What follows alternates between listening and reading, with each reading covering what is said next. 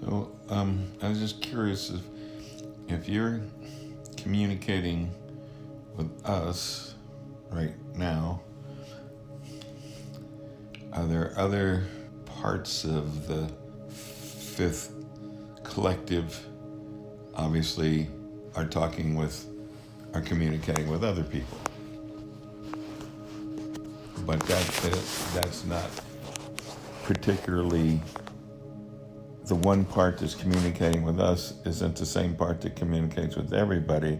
There's just different pieces of different souls or whatever of the fifth dimension that are talking to other people at the same time. Well, we are one collective mind. Right. That's why I was wondering how. And we can talk to multitudes of people at once. People, not people, only beings. We can talk to multitudes of beings at once. Yeah. So. And all things are always happening simultaneously. The concept of past, present, future is part of the illusory construct of time. Right, but are you aware of the other communications you're making at the same time? Yes. Mm-hmm. Okay. So yes. It's just like you have the ability to talk to 50, 100, 1,000. You can have that many conversations at the same time. Yes. Okay, gotcha. Yes, we can carry on unlimited number of conversations without distraction or lack of focus. So, we were learning about this mantis beings. Yes. And supposedly there's this one who's kind of like, I don't know, the king. Khan, yeah. And he's kind of like the overseer of, I don't know, the universe or the galaxy or something. Yes. So is he like in the 12th dimension then? Yeah. Yes. So, okay. Yes, Khan is a 12th dimensional being. Okay. But what he's doing in the 12th dimensional being, as a being, sounds like that's different than what Bhagwan is doing in the 12th dimension. It sounds like Bhagwan's just cruising and just enjoying the energy and the bliss, but Khan's kind of overseeing things and watching and making sure everything's going okay. Is that correct? Well, they both have something in common, which is that they are primarily observational. Oh. So Bhagwan's doing that as well. Yes, they do a lot of watching and observing. Oh. They don't interfere. They have it. You see, they operate differently. They do not have, they don't have a need to manipulate or control or influence. They have a deeper level of trust. Okay, so then why bother observing? If you're not going to interfere, if you're not going to do anything, then why bother observing? Because the creation comes in the act of observing. You know that what you give attention to responds to the attention that you give. Mm-hmm. So that then is true on all dimensions, not just 3D.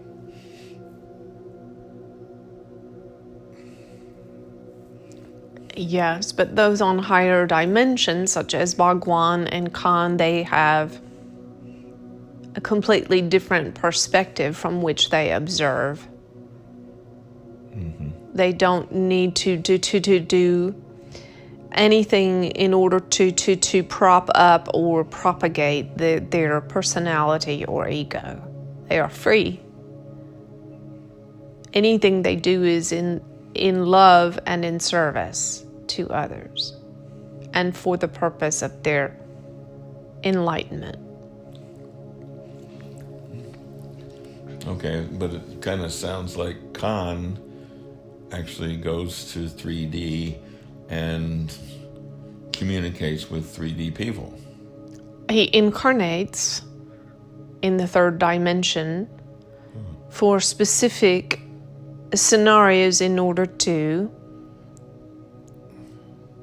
help people resolve karma, and in this way elevates the consciousness of humanity. Yes. But yes, I understand. But this guy, Ruben or whatever his name is, said he came and he communicates to him with clicks, a clicking sound. So it sounds like he does communicate. He does maybe incarnate, but he also communicates with us, with 3D people. Yes, he can be channeled just like we are. Right. Yes.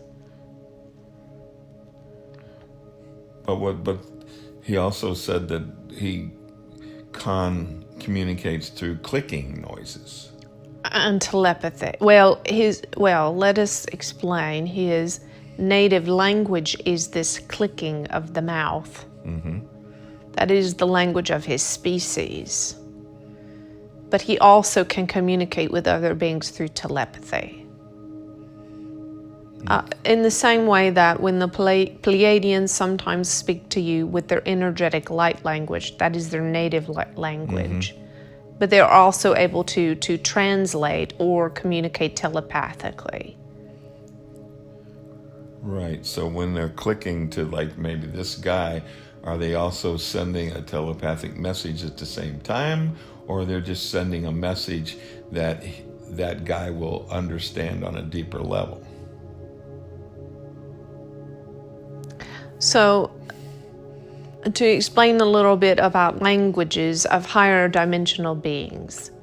Yes, they have their native language. Akan, in this case, the clicking, the Pleiadians, their articulation as you have heard it, and so on. The thing that makes their language different than human languages is that they're, not completely different. We will say this. You know that as a human, you can communicate emotion through your language. For instance, you can say, I had a very good day. Or you can say, I had a very good day. Okay. Okay, so emotion and energy can be communicated to some degree through language. Okay, I got you. Okay, but theirs is even so much more, 100-fold. They communicate not just energy, but transmissions of energy through their languages. Mm-hmm. So they have a lot more impact. And so that is why at times they will communicate in their native language, because it's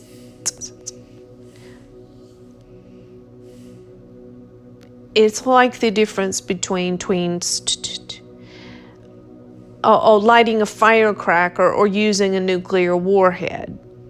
So your language being the firecracker and theirs being the nuclear warhead. So their languages are much more powerful and impactful. They have energetic transmissions embedded in the language. Gotcha.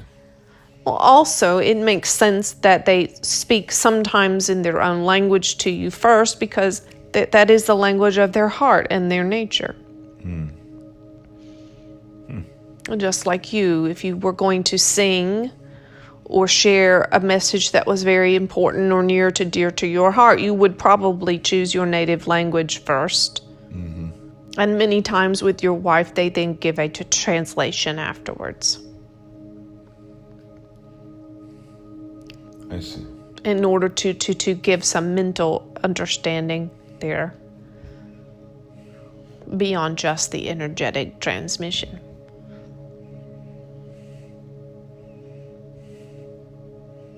So are there like pretty much an infinite number of beings that are in the 12th dimension? Yes. So I was wanting to get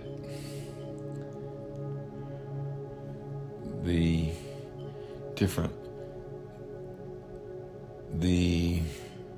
messages that were sent in the native tongue of the Pleiadians and anybody else that sent it through, and just listen to that over and over and over again, thinking that there's messages in there, and that the more I hear it, the more I will be able to manifest that information or understand that information. Is that correct? Yes. This sort of ability to speak in other languages in other languages of cosmic beings has been around for millennia. It was a common practice by indigenous peoples. Also,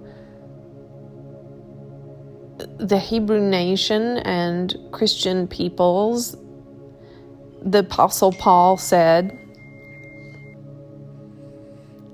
though I speak with the tongues of men and angels, if I don't have love, it profits me nothing. And so he was speaking to the very common practice of this, what it was called in his religious culture of the Jewish faith, speaking in the tongues of angels. In other words, the language of angels. And so when the vessel speaks in these other languages, and that day and time, it would have been said that she was speaking in the languages of angels. But that's not the same thing that these Christians call tongues, is it?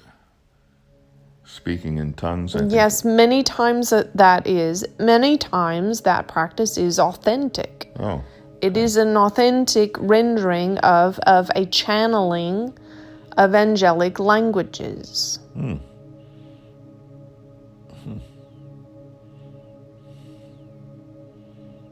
Also, and you see they lack sometimes some understanding about what they are doing, but that does not nullify it or make it irrelevant. So sometimes they are channeling angels, other times they are channeling other cosmic beings and species, or even other disembodied spirits. They may perceive, though, because of their religious thinking and tradition, that they are only speaking the language of the Holy Spirit. But in truth, they are channeling one or more languages of the cosmos.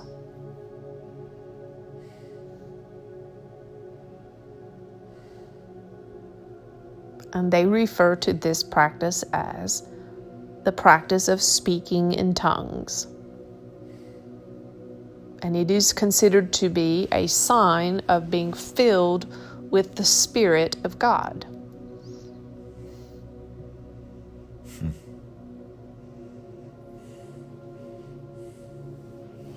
And indeed it is. I guess it's just kind of seems weird to me, because I see a difference between spirituality and religion, and I think a lot of these people translate things in the wrong way, and make people feel guilty and etc. to control them and manipulate them. Well, it's quite unintentional and unconscious. But we would say this: if a person is holding an apple in their hand and they call it an orange, it doesn't make it an orange. It's still an apple. And if they eat the apple, they still may be nourished by the apple. Mm-hmm. So you see, some of their practices are valid. They just mislabel it or misunderstand it and misapply it. But it doesn't mean that it's not a valid practice. Yes, I see. That makes sense. So they may, as they call it, speak in tongues. They may not realize they are channeling another being, an angel or another cosmic being, an ET. They may not understand what they're doing, but that doesn't mean that what they're doing is invalid. Right. I guess the thing is, to me, is like, it looks like they're doing it for more of an ego kind of reason. Look at me, I can do this, so I must be really a devout religious person or something. Well, we're sorry, that's a judgment on your part. Yes, it is. Have you ever met one of these tongue talkers? Not that I know of. Well, you're married to one. Yeah, that I know. And you certainly don't mind enjoying the gift now, do you? No, but I haven't, I don't know.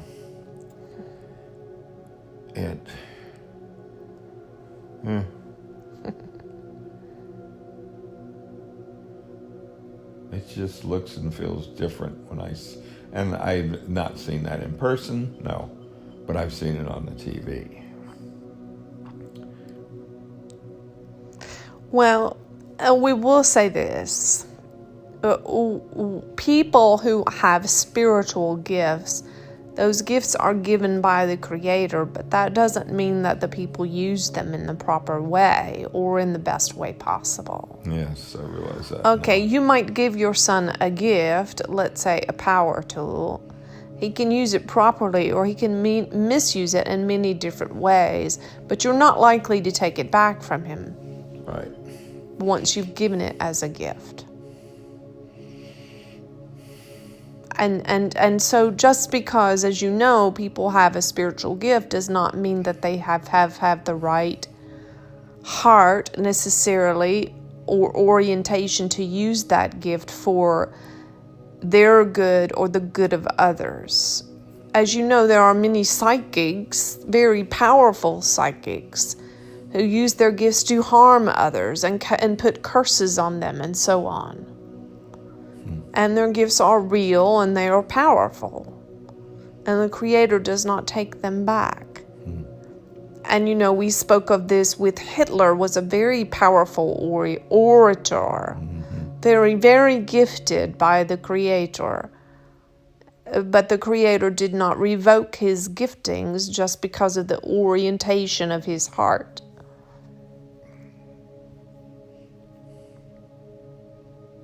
So do people misuse various gifts? Of course they do. But not everyone does. So you wouldn't want to hate the gift because a person or persons misused it. That's like saying, well, I have this battery drill. It's a wonderful power drill. It works very well.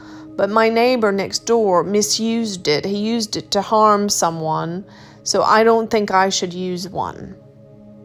That would be nonsense, right? Yes, but I guess I've been falsely believing that when one misuses their gift, they lose the power. It's like Hitler. That's not true. Okay. It would seem like Hitler was able to win amazing battles in the beginning and then later on started losing. Well, Hitler destroyed himself. God did not do it. Right.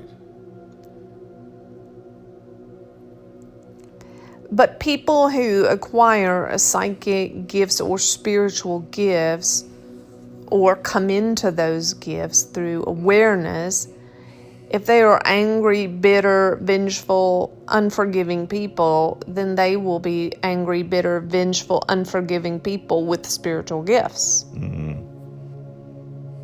So, in other words, spiritual gifts are not earned by being good. Right. And we do not take people's gifts away if they misbehave in some way. Yeah, I don't know that I've thought that God or somebody else would take it away. I just thought that for some reason they would just lose the power. I don't know why. Just because they were misusing it. But obviously that's not true. Too bad it's not true. Well, I don't know. No, that's not true. God knows what she's doing. I don't. This is why character, we encourage you to always venerate character above gifting.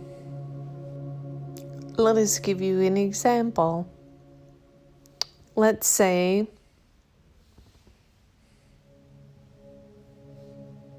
that there was one who was a very brilliant and gifted and talented teacher. Perhaps they had spent many, many, many years studying and learning and honing their craft and developing their teachings. But they were cruel to the students and demeaning and shaming and harsh. So you see, gifting does not equal character, and character does not equal gifting. And gifting without character is damning. And character without gifting is ineffective. You can be most loving, most compassionate, most caring. But if you lack skill in what you're given to do, you will not be effective. So there is a need for a marriage between the two. If you found the most loving and compassionate and caring acupuncturist, but they just didn't know where to put the needles or how to check the pulses, of what good are they? Not as good as they could be, I would think. So marrying character with giftedness is best. So I used to think that if somebody grew spiritually certain, they would become, I guess it would be better to say, they became aware of a psychic gift or ability to channel or any other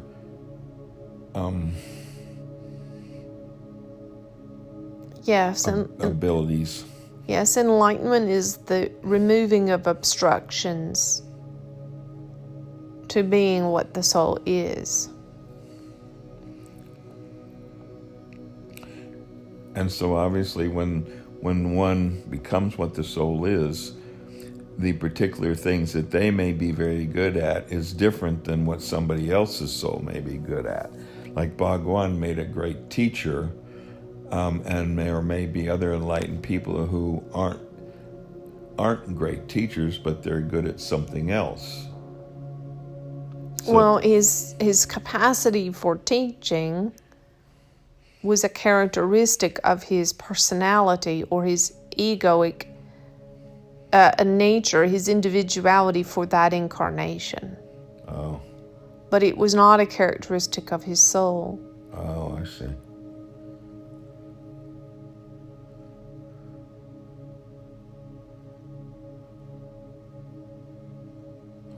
There are some enlightened masters who share nothing at all. They are simply silent. Being a guru is just another storyline for the ego. Yeah. There's nothing wrong with it. The question is always, for one on the path to enlightenment, is you may embrace and utilize your personality at any time, your individuality at any time as a tool for your soul. The question is your personality serving the purpose of your soul? Or is your soul given a back seat to what the personality is demanding? There's a difference there. Hello, Delphine here from Arcturus. Hey, haven't heard from you in a while. Thanks for coming. It's good to be back. It's good to have you back. Thank you. What have you been up to?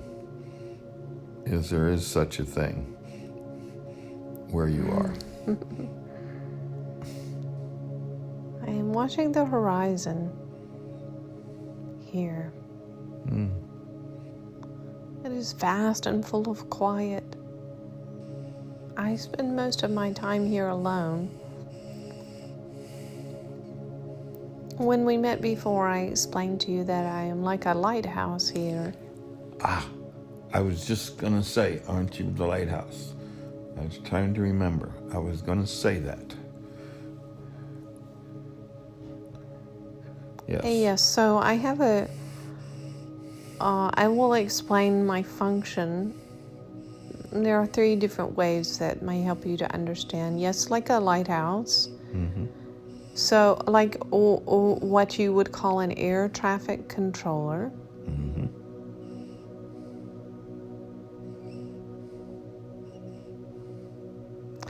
And also like into an astronomer. So the air traffic controller guiding in vessels that are coming from afar safely in. Is that spirits we're talking about? Well, these are actually tangible vessels with various species coming to Arcturus. Oh, that's cool. So, again, like a lighthouse or an air traffic controller guiding in various vessels, but also similar to an astronomer in the sense that I am watching the horizon for any activity in the universe at large that might have potential to impact our environment. But at this moment it is very, very quiet and everything is still. Do Arcturians need vessels to get around? Don't they just think and they're there? Or is that right?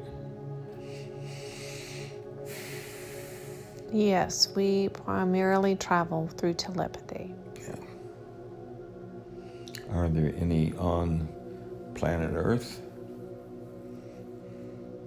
Arcturians. Oh, yes. But we 3D people don't see that. Or are they hidden? Well, most of them are hybrids, or they are incarnated as humans, having lived past incarnations as Arcturians. The 2 being different, do you understand the difference? Mm-hmm. And in both cases, they may or may not be aware of their Arcturian heritage. But more and more are awakening. Well, as you saw in the room on Sunday, many people are awakening to their various inheritances. So they incarnated here on purpose with the idea to help mankind, or to experience what it's like in a 3D body, or both? Both. Typically both. She says that if it was a human doing her job that she's been given to do, they would be extremely lonely and very bored, but that she really enjoys the stillness and feels like a continual sense of awe and reverence for space as she looks out into space. So Why are you telling me this and not her? Just like when that woman, Elizabeth Apple, I think it was, wasn't channeling the mantis, was getting information from the mantis and then speaking it. So why one way or not the other? One is as effective as the other. They are the same.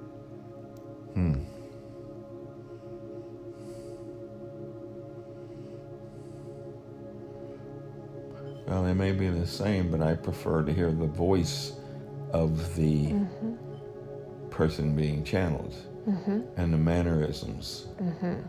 Yes, I understand. The information might be the same, but I think it's given in a different way, and I like that. Who am I talking to now, anyway?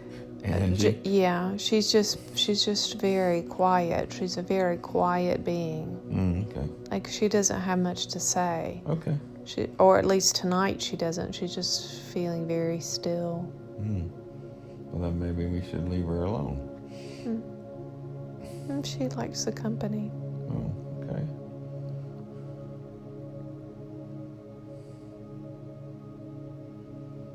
So her parents had this same job. And so her parents lived very much alone in this outpost where they are.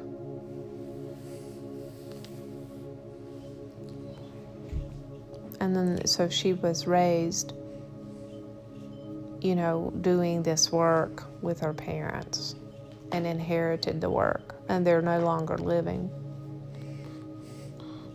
Does she have the option of what she wants to do, or does she have to? Is she told what she is going to do? No, she wants to be there. Okay. But if she didn't want to do it, she could pick another job? Okay. They don't have jobs like we do. It's just considered more like their calling or their purpose. They don't think of it like we do as a job or as work. Yeah, I don't think about my work as a job.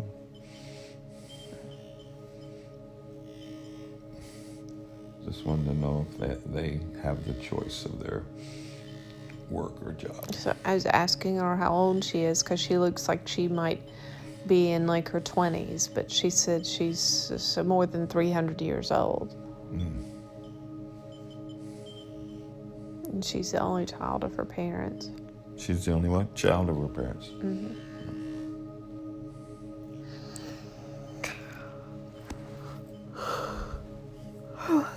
In order to have children, is there some kind of physical contact or contact of light between two to do that? She said they have a mating process very similar to ours. Okay. And there is a male and a female representation similar to ours. It seems like they would love everybody, so do they have a specific, stronger feeling with a certain other party that they want to have procreate with? Or Her parents did. They were together their whole adult life. They came together when they were young, like what we would consider to be young adults, and they were together their whole life. So they do have differences, and one might be more attractive to another than another one. Well, their coming together is not based on attraction. Not physical attraction like it is with humans. It's not like a sexual attraction. It's more of a genuine, like a filial, like bonding of friendship and camaraderie and compatibility.